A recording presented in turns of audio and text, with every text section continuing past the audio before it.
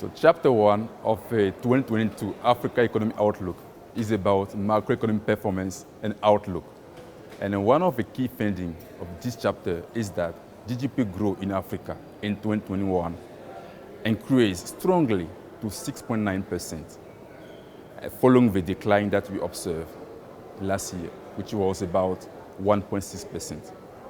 So this strong growth was attributed to many factors, including the rebound in the oil prices, also the ease of the restriction of the COVID pandemic in most African countries. Another factor is also the rebound of domestic consumption and investment.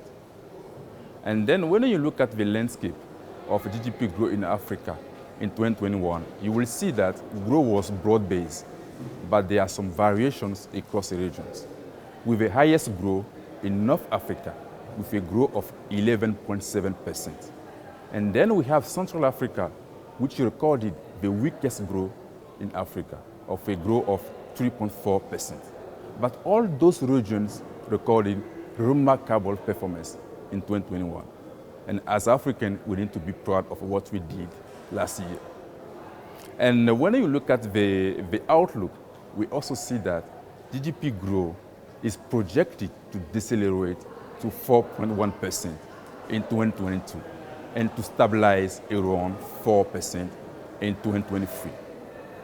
And another key finding that we also have in chapter 1 is that, and the Vice President also mentioned that when he was presenting the African Economic Outlook, is that Africa will need significant resources to address its fiscal deficit from 2020 to 2022. And this is about 432 billion, which is significant. So for African countries, if they want to build a strong post-pandemic recovery, they need a mix of policies, including address COVID pandemic by expanding vaccination access and rollout in African countries. They need also to address their vulnerabilities in Africa, and then to support households and firms that suffer the most from the crisis between Russia and Ukraine.